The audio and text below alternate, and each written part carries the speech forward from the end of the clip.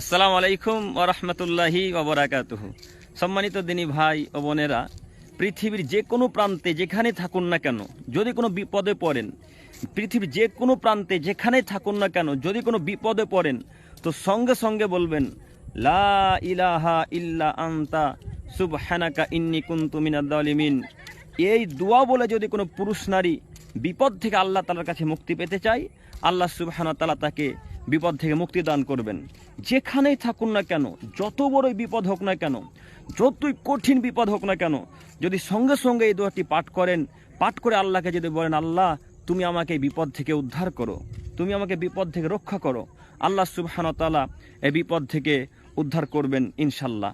কাজেই আমি আমার প্রিয় দিনী ভাই ও বোনদেরকে অনুরোধ করে আবার বলতে চাচ্ছি, বারবার বলবেন বিপদে পড়লেই লা ইলাহা ইল্লা আনতা সুবহানাকা ইন্নী কুনতু মিনাজ জালিমিন।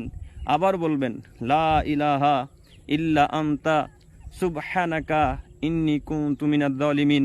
বারবার পাঠ করতে থাকবেন বিপদে পড়লেই, দেখবেন ইনশাল্লাহ এই বিপদ থেকে আল্লাহ সুবহানাহু ওয়া তাআলা দূর করবেন। যেখানে থাকুন না কেন, আপনি আমেরিকাতে অবস্থায় থাকতে পারেন, এই অবস্থায় ভারতেও থাকতে পারেন, বাংলাদেশেও থাকতে পারেন, পাকিস্তানেও থাকতে পারেন, এক কথায় যেখানেই বিপদে পড়ুন না কেন, সঙ্গে সঙ্গে বলবেন ইনশাল্লাহ আল্লাহ সুবহানাহু ওয়া তাআলা উদ্ধার করবেন বিপদ।